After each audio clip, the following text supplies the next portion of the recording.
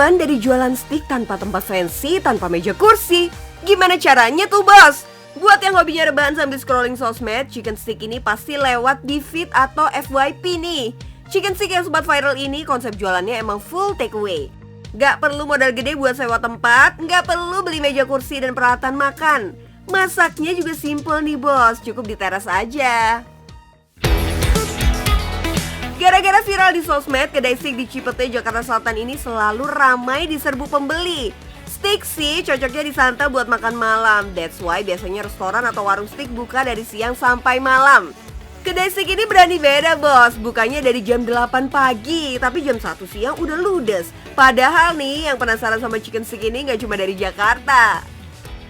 Ada yang dari Tangerang, Bekasi, Bogor, sampai dari Surabaya dan Kalimantan. Waduh, laris manis. Halo bosku, kenalin saya Pak Madi Steak, yang punya usaha steak ayam Pak Madi Cipete. Mau tahu bisnis aku? Tunggu ya, jangan kemana-mana. Modal utamanya jelas skill memasak. Lebih dari 20 tahun Pak Madi bekerja sebagai staf catering. Cateringnya nggak kaleng-kaleng nih bos, langganan para pejabat. Puluhan tahun bekerja kayaknya nggak ada perubahan nih buat nambah tabungan. Tahun 2021 Pak Madi memberanikan diri buat buka usaha sendiri. Dimulai dari menabung modal pelan-pelan bersama istri hingga akhirnya bisa menyewa kedai. Dinyinyirin tetangga, udah biasa bos. Gara-garanya chicken stick sempat nggak laku saat bulan pertama buka. Wah, sedihnya bukan main, Mbak. Ayam 5 atau 7 itu sampai 4 hari itu nggak habis, 5 hari. Sedih, sampai orang mengatakan, udah bawa bantal karo kasur aja, tidur. Saya mikir, ini udah membayar kontrakan, membayar sewa, nyampe nggak duit segitu. Tapi alhamdulillah, sebulan ada yang nolongin tuh. Mas, tenang aja, tak masukin Instagram Cipete.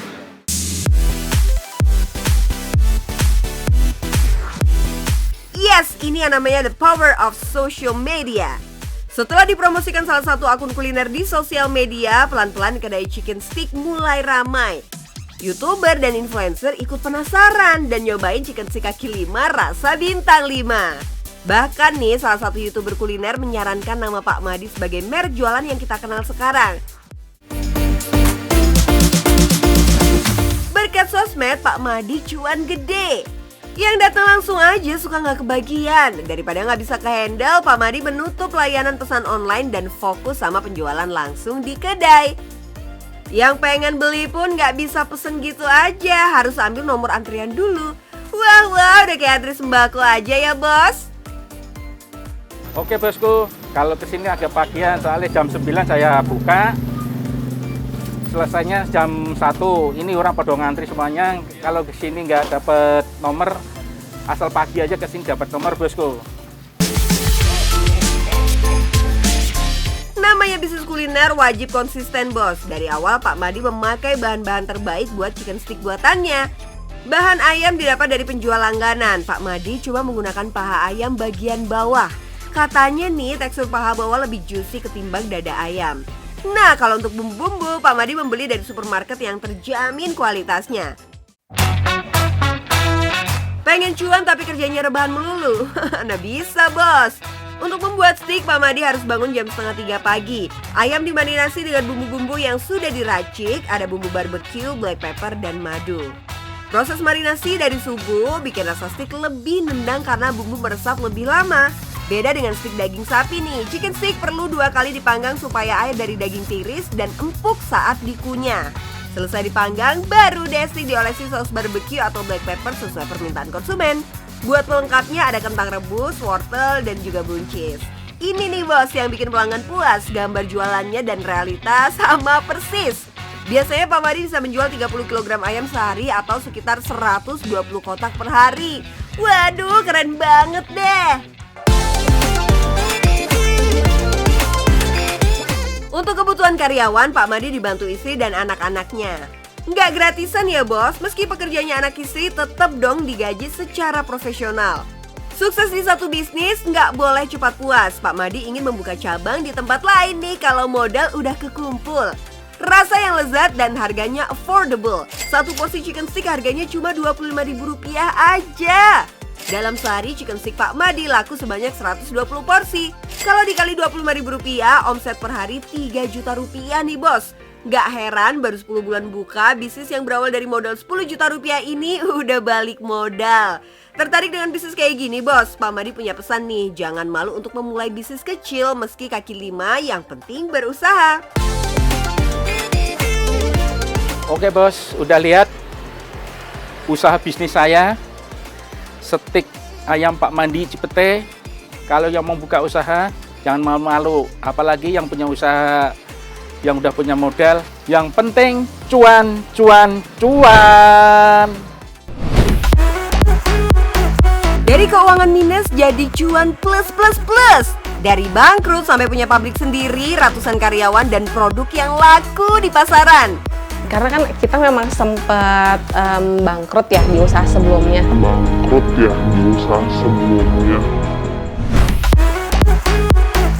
Namanya usaha ada kalanya gagal ya bos, tapi jangan jadi alasan buat nggak nyoba lagi dong. Mira Nurgananiati atau yang biasa dikenal dengan Teh Mira udah buktiin nih bangkrut di satu bisnis, coba lagi di bisnis lain. Hasilnya produk yang dijual laku puluhan ribu pieces per bulan bos.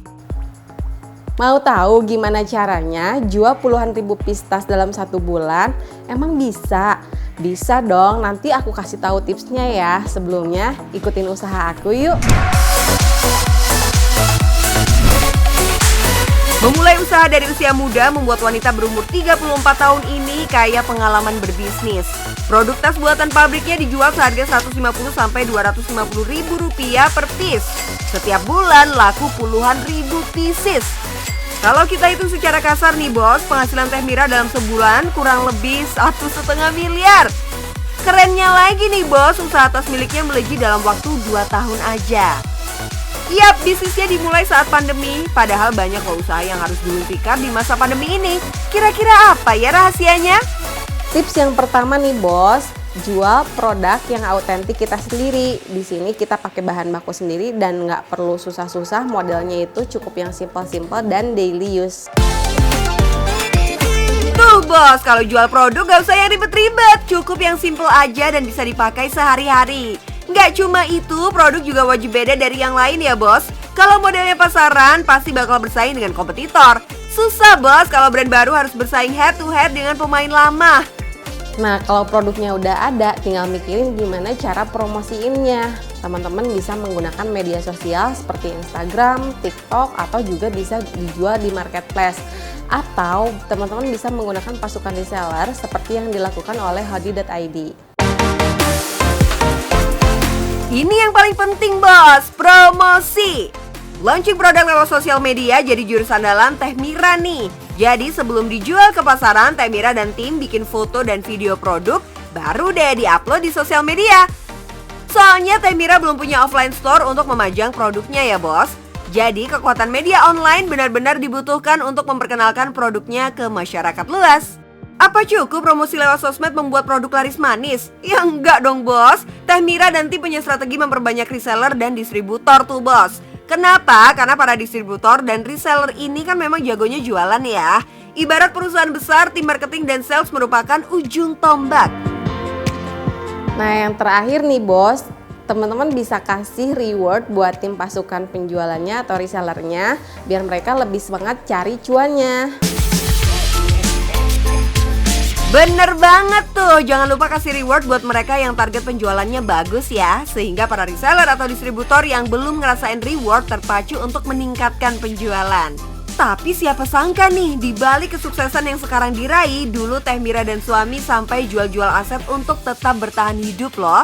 Karena kan kita memang sempat bangkrut ya di usaha sebelumnya, tapi bukan yang Zola Leather ini. Jadi sebelum 2015, karena saya udah dari kuliah, dari 2006 tuh udah mulai usaha bareng suami. Terus dan ya itu karena kita manajemen bisnisnya kurang baik, terus juga kita pakai dana-dana pinjaman gitu kan. Jadi otomatis ketika usaha tidak lancar, akhirnya angsuran pun mandek jadinya gitu. Akhirnya di 2015 kita jualin tuh semua aset yang di jam tangan sama yang di sepatu dijualin, dan kita menyatukan modal dari situ untuk mulai ngebangun yang bisnis Zola Leather.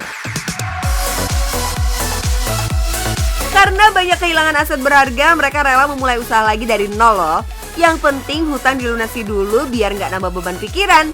Bermodal uang 50 juta rupiah, mereka memutuskan untuk memulai usaha baru, yaitu produk tas kulit. Menggunakan sistem online dan pre-order membuat usahanya nggak terlalu beresiko. Kenapa? Karena barang yang diproduksi sesuai pesanan aja tuh bos.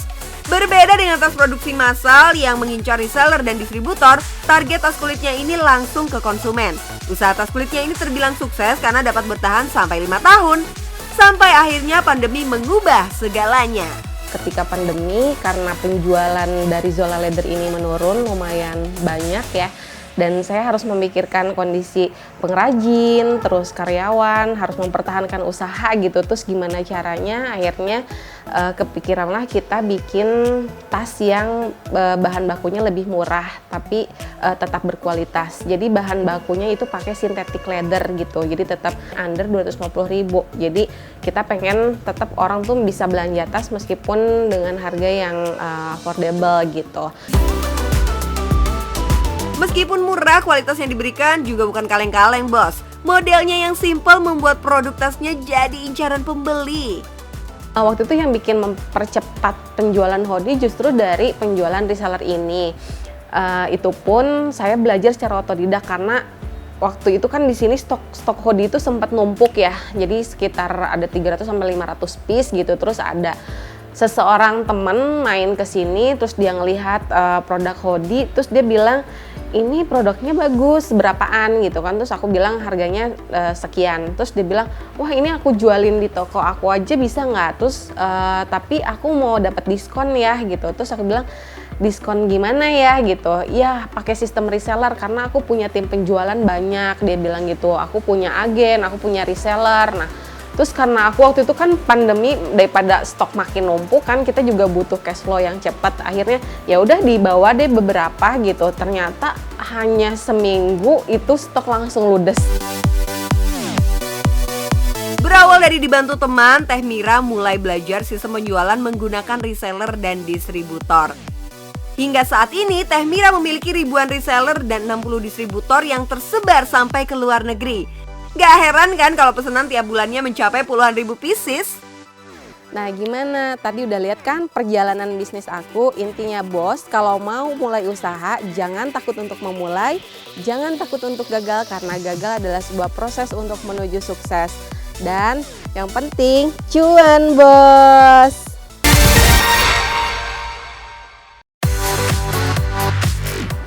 Mau nongkrong lebih sehat? Emang bisa? Nih, kenalin usaha gue, Nutrisi Cafe Bogor.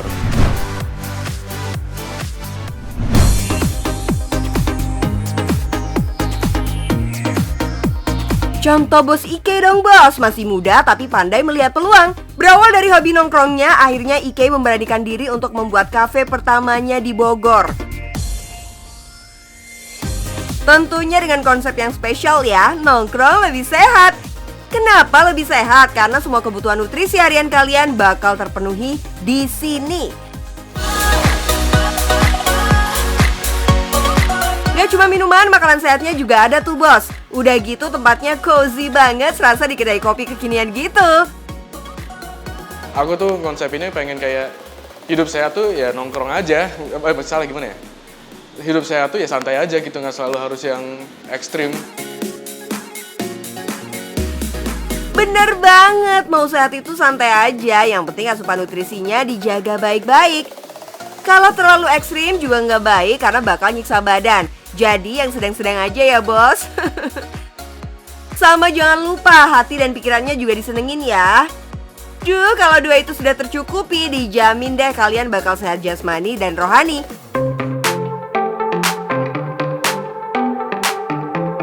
Membuka usaha pertamanya, Ike nggak langsung berhasil bos. Perlu waktu hingga berbulan-bulan sampai ia menemukan formula yang pas.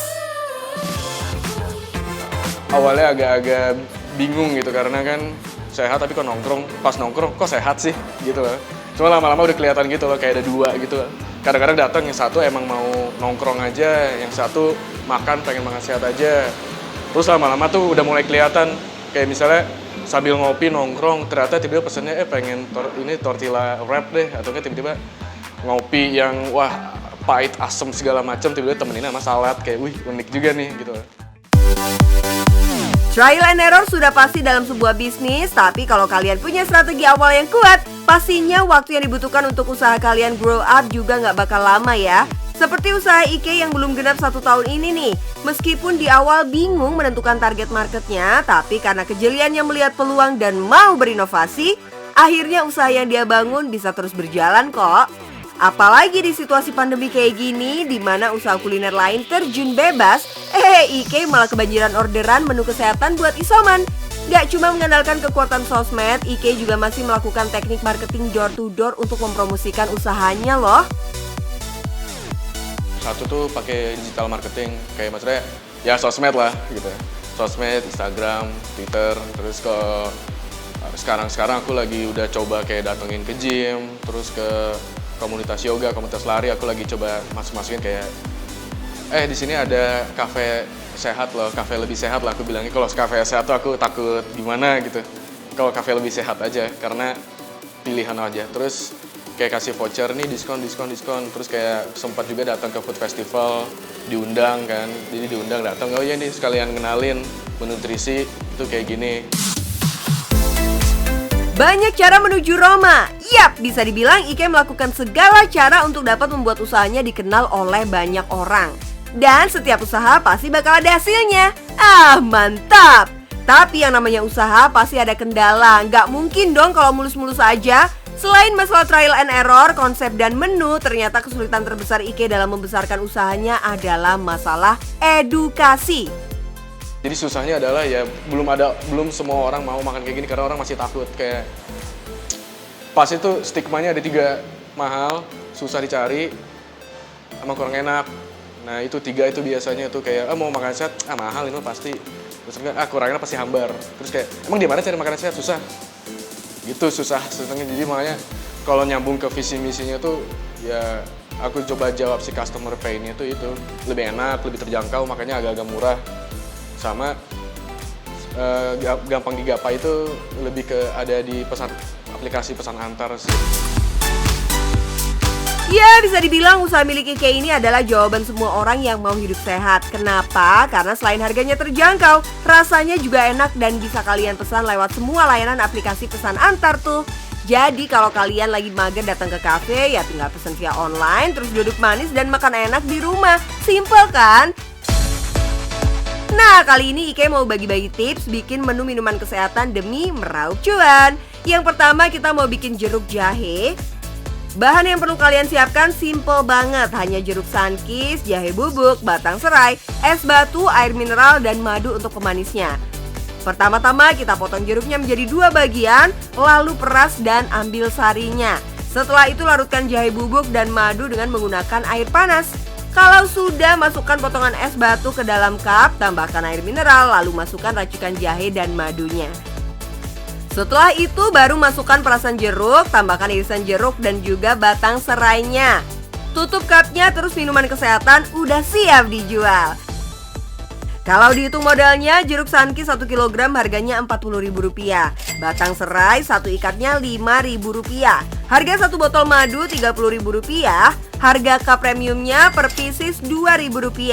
Sedangkan 1 kg jeruk sunkist bisa untuk membuat 10 cup minuman kesehatan. Berarti modal awal yang perlu kalian siapkan hanya kurang dari Rp100.000. Sedangkan 1 cup minuman kesehatan ini bisa kalian jual dengan harga Rp15.000-Rp20.000. Jadi keuntungan yang akan kalian dapatkan kurang lebih 50% dari modal tuh bos. Gimana? Cuan kan? Sabar dulu, masih ada menu minuman kesehatan kedua yang bakal IK bagi ini. Namanya mix juice buah wortel dan pear. Kalau untuk modal bikin mix juice ini lebih murah lagi ya bos. Untuk 1 kg pear harganya kurang lebih Rp15.000.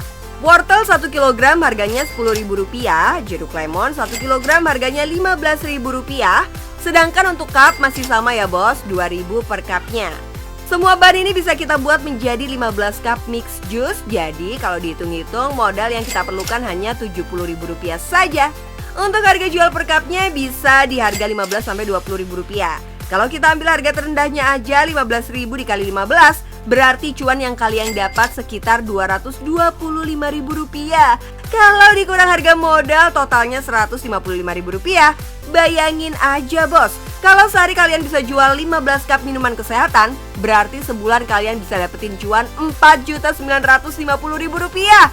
Semakin banyak produk yang terjual, semakin banyak cuan yang bisa kalian dapatkan.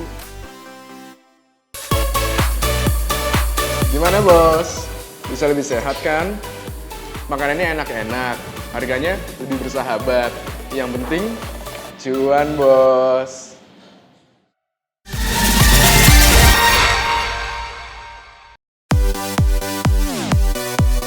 Seru kan bos belajar dari pengusaha-pengusaha hari ini? Tetap saksikan Cuan Bos siap Rabu, Kamis, dan Jumat jam 12 siang dan Cuan Bos Weekend hari Sabtu jam 1 siang. Bisnis berkah dan yang penting Cuan Bos!